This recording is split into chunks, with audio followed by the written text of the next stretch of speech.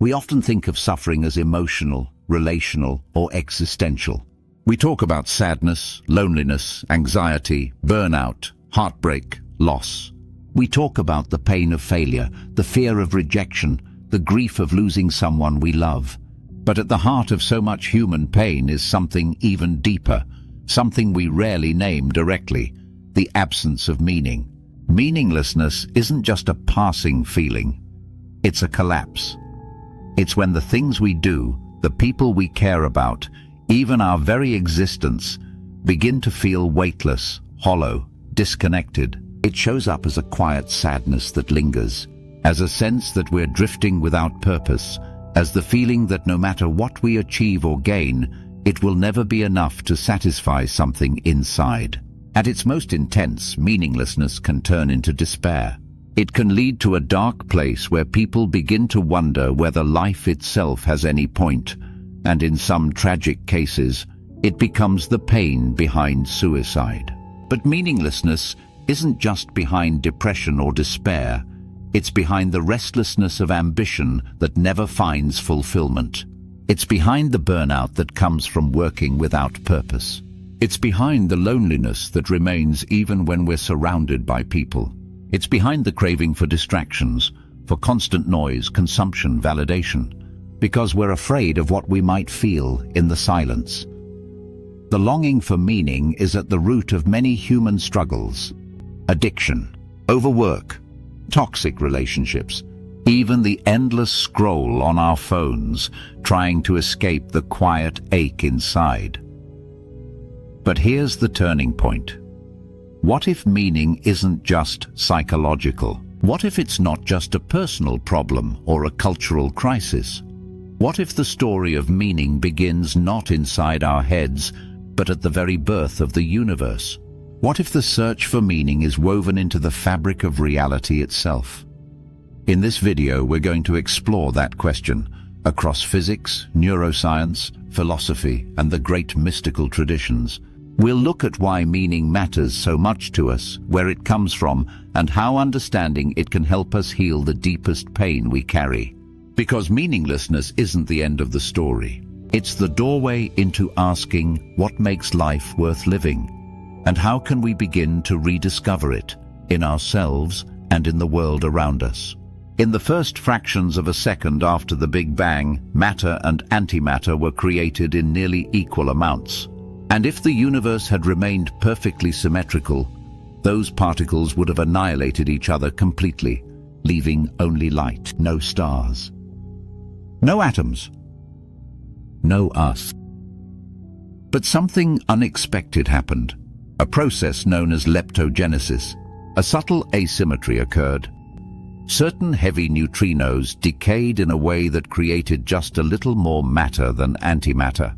That tiny imbalance is why you and I exist. It tilted the universe towards something rather than nothing. And that's the first lesson in the science of meaning. Meaning doesn't come from perfection. It comes from imbalance, from asymmetry that leads to form, structure, and experience. But there's another problem. Even if we have more matter than antimatter, what gives that matter substance? This is where the Higgs field enters. Particles without mass are like ghosts. They don't clump together, can't interact, and never slow down. But as they move through the Higgs field, they gain mass. They become real in a sense. They can now form atoms, molecules, stars, and eventually mass. In human terms, meaning functions like the Higgs field. Without it, our experiences pass through us without connection. With it, they take on emotional and existential weight. Meaning allows us to interact, to feel, to build a life that feels substantial. The laws of thermodynamics tell us that the universe tends toward entropy, disorder, randomness, dissolution. Yet somehow life arises as a local reversal of this trend. Cells organize, consciousness emerges, brains evolve to detect patterns. We build order in a world destined for chaos. And in that order, in the stories, rituals, art, and purpose we create, we find meaning. So from a physical lens, meaning is anti-entropy. It is structure where there could be chaos, coherence where there could be noise. In physics and information theory, meaning is often equated with a reduction of uncertainty. A meaningful message is one that transforms randomness into clarity. The human brain is a pattern-detecting machine. It constantly tries to turn sensory input into something coherent, to make sense of the world. When we can't detect a pattern, when our lives feel random or fractured, we lose that sense of meaning. So meaning, neurologically and physically, arises from the recognition of structure in the noise. Even at the smallest scales, identity is not fixed. Particles like muons can change flavor, oscillating into electrons or tau particles. They transform depending on context. This mirrors our own journey. We are not static beings. We evolve, shift, adapt. And through that process, we create meaning.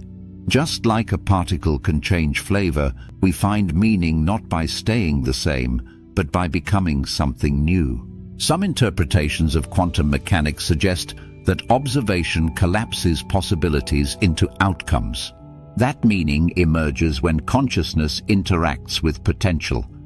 It's speculative. But perhaps meaning isn't something waiting out there for us to find. Perhaps it's something we collapse into form through attention, choice, and intention.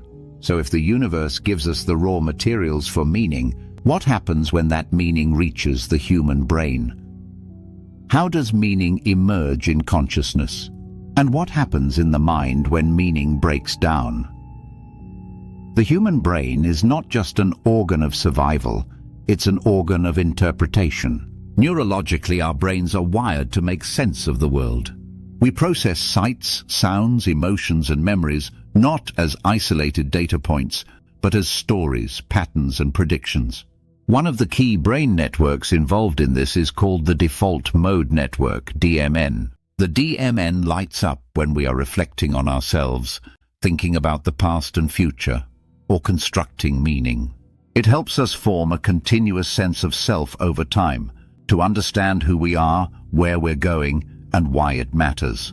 When the DMN becomes overactive or dysregulated, we can fall into rumination, circling negative thoughts that erode our sense of meaning and purpose.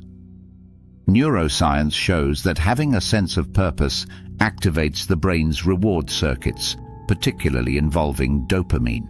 Dopamine isn't just the pleasure chemical, it's deeply tied to motivation, pursuit, and anticipation.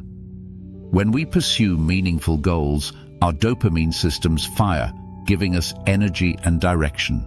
Without meaningful goals, dopamine signaling can collapse, leading to states of apathy, depression, and learned helplessness. In short, meaning is not a luxury of the mind, it's a biological fuel. Recent research in consciousness studies suggests that what we pay attention to shapes our experience of reality. Our brains are constantly bombarded with sensory input.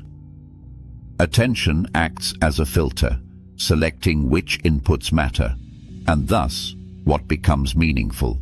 If you're hyper-focused on threats, you construct a fearful world. If you focus on connection, creativity, and growth, you construct a world of possibility. Meaning is built where attention flows. The brain is plastic, it changes over time. Practices like meditation, gratitude, and self-reflection have been shown to increase activity in brain regions tied to meaning and positive emotion. Positive affirmations and goal setting can literally restructure neural circuits, strengthening pathways associated with optimism, resilience, and purpose. So meaning is not just an idea, it's a neurobiological process that can be cultivated. When meaning collapses, the effects on the brain are profound. Brain scans of people with major depression show decreased connectivity in networks involved in self-processing and reward. The world appears grey, flat, and empty. Suicidal states are often described as a collapse of future thinking, the inability to project any possibility of meaning forward. It's not just sadness, it's the felt sense that nothing matters. Consciousness researchers are still debating whether meaning is purely a product of brain activity or whether it's something that arises with or even beyond the brain. Some philosophers and scientists argue that meaning may be an emergent property of complex systems, like the brain, societies, or ecosystems. Others suggest that consciousness itself may be a fundamental feature of the universe, and that meaning is built into the fabric of reality, waiting to be perceived and lived. So far, we've seen that meaning is written into the asymmetries of the universe, the material interactions of physics, and the neural dynamics of the human brain. But these are still the how. Next, we ask the why. Why do humans need meaning? What have philosophy and spiritual traditions taught us about living with and healing from the pain of meaninglessness? One of the most influential movements on meaning is existentialism. Existentialists like Søren Kierkegaard, Jean-Paul Sartre, and Albert Camus argued that the universe does not hand us meaning on a silver platter. It's silent, indifferent. Kierkegaard called this the sickness unto death, a despair that arises when we face our own freedom and responsibility. Sartre famously said, "Existence precedes essence." We exist first, and it's up to us to create our essence, to shape our meaning through action. Albert Camus took it even further. He described life as absurd. We are meaning-seeking creatures living in a universe that offers no clear answers. Camus used the myth of Sisyphus, condemned to roll a boulder up a hill for eternity, as a symbol of the human condition. But Camus doesn't say we should give up. Instead, he says, one must imagine Sisyphus happy. By embracing the absurd, by finding freedom in the struggle itself, we create our own meaning. But not all philosophies are so hopeful. Nihilism, famously explored by Friedrich Nietzsche, confronts the terrifying possibility that life has no inherent meaning at all. For Nietzsche, the death of God was not just the decline of religion, but the collapse of the moral and symbolic order. This left a vacuum, and into that vacuum, he challenged us to create our own values.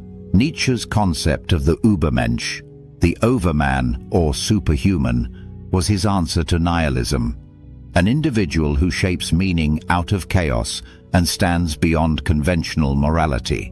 Fast forward to the 20th century, and we encounter Viktor Frankl, a psychiatrist and Holocaust survivor who wrote Man's Search for Meaning. Frankl observed that those who survived the camps often did so because they held onto some form of meaning, a reason to endure, a purpose beyond the suffering. He wrote, "Those who have a why to live can bear with almost any how." Frankl's philosophy, called logotherapy, teaches that meaning is not given. We must discover it, and often that meaning is found in service, love, creativity, or courage in the face of suffering. The Stoics offer another timeless perspective. For Marcus Aurelius, Epictetus, and Seneca, meaning was found not in external success, but in internal alignment. Their formula: focus on what is in your control. Let go of what is not. Live according to nature and reason. For the Stoics, virtue, wisdom, courage, justice, temperance, was the foundation of a meaningful life.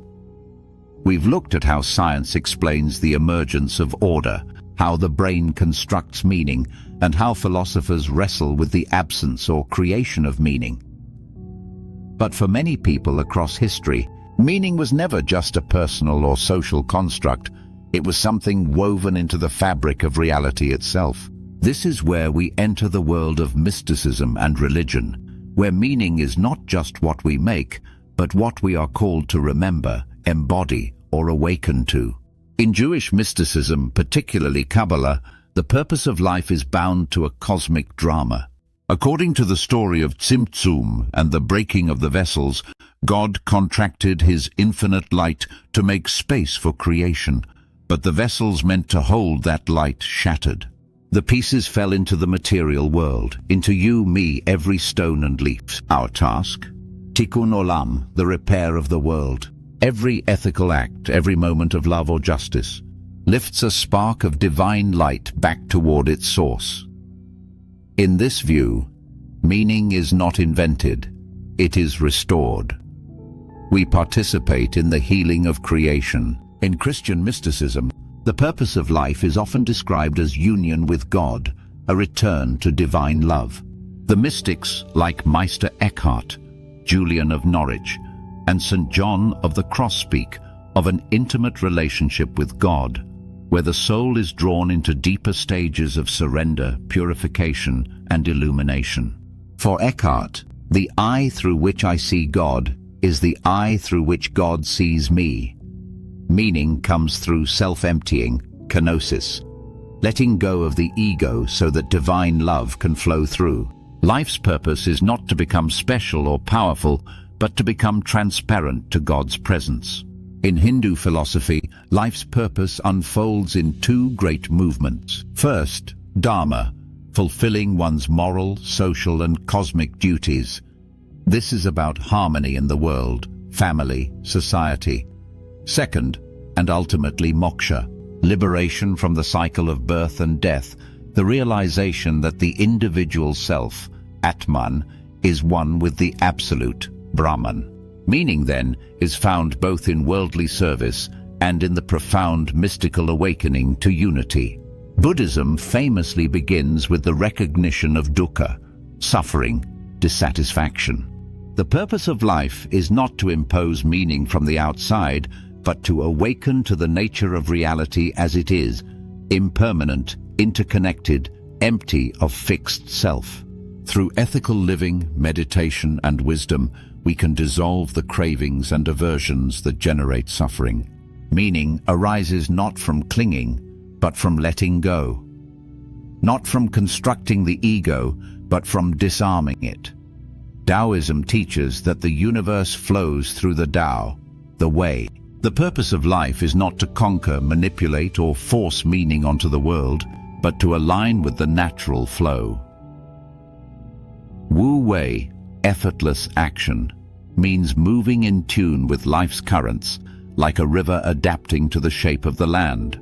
Meaning comes not from ambition or mastery, but from spontaneous harmony with the dance of existence. In Sufism, the mystical branch of Islam, life is a journey of remembrance, dhikr, to remember that we come from God, and our deepest longing is to return. The great poet Rumi writes, "You were born with wings." Why prefer to crawl through life? Through music, poetry, dance, and prayer, Sufis seek to awaken the heart, to burn away separation, and to dissolve into divine love. Meaning is not an idea, it's a fire of longing that leads to reunion. What's remarkable is that across these traditions, despite their differences, we find a common thread. Meaning is not just personal satisfaction. Meaning is not just social success. It's about participation in something greater, a alignment with truth or love, the healing or remembrance of wholeness. Whether it's repairing the world, awakening to emptiness, realizing divine union, or harmonizing with the way, the mystical path teaches that meaning is not something we invent, it's something we reawaken to. So where does this leave us? We live in a universe tilted toward creation, with brains wired for coherence and souls longing for connection. Science, philosophy, and mysticism all point to this. The pain of meaninglessness is not just a defect. It's an ache that calls us to remember who we are and to step into the deep current of meaning that has been here all along. We have traveled far in this exploration. We have looked at the universe where meaning begins with imbalance, with asymmetry, with rupture, with the first tiny tilt toward matter over nothingness. We have looked into the brain, where meaning arises as we weave order from chaos, where attention sculpts reality, and where purpose fires the reward centers that make us come alive. We have walked through philosophy, where meaning is something we must make, something we must face with courage, or sometimes simply embrace in the absurdity of it all. And we have stepped into the realm of mysticism, where meaning is no longer just a human project, but something much larger, something that flows through us, calls us home, and reveals to us that we were never truly separate in the first place. So what does this all mean for those of us who have felt the ache of meaninglessness? First, it means this: you are not broken. The ache you feel is not a personal flaw or failure. It's not a sign that something is wrong with you. It's a sign that you are exquisitely human, wired to long for connection, coherence, purpose, and belonging. This longing is not something to erase, but something to listen to. Because here's the paradox: meaninglessness, when we face it honestly, can become the very doorway into deeper meaning. It asks us, what matters to me? And what am I here for? How can I turn this moment, this breath, this life, into something aligned, something true, something that touches the world beyond myself? And here's the second truth. Meaning is not one thing. It's not a single answer, a final destination, or a fixed achievement. Meaning is layered. It lives in the small and the great. It's in the love you offer when no one is watching. It's in the quiet acts of care. It's in the work you pour yourself into, the art you create, the hands you hold, the injustices you resist, the wonder you feel under a night sky.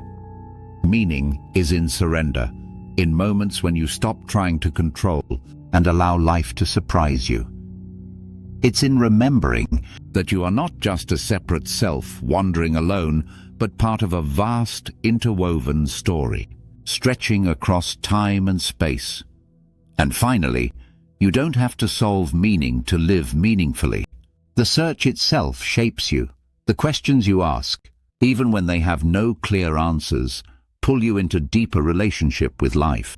Sometimes meaning comes not as a grand revelation, but as a quiet shift, when you stop waiting for life to deliver significance, and instead begin to live as if everything you touch is already worthy of your presence. So if you are in the grip of meaninglessness, if you are feeling the heaviness of that emptiness, know this: you are standing at the edge of something holy. The pain you feel is the pain of awakening. The ache you carry is the opening in your heart that life is trying to pour through. You do not have to have it all figured out. You do not have to carry this alone. You only have to begin, to reach, to risk, to offer yourself to the world again. Because in the end, meaning is not something we wait for. It's something we create, something we awaken to, and something we become. Share in the comments. What gives your life meaning right now? Or what questions are you still holding close to your heart? If this video helped you reflect or open something new for you, please give it a like. It helps more people discover these conversations. And if you want to keep exploring together through science, philosophy, mysticism, and the deep questions of life, hit subscribe and join our growing community here. Share this video with someone you care about, someone who might need a reminder that they are not alone on this journey. Together, let's keep uncovering the beauty, mystery, and meaning of being alive.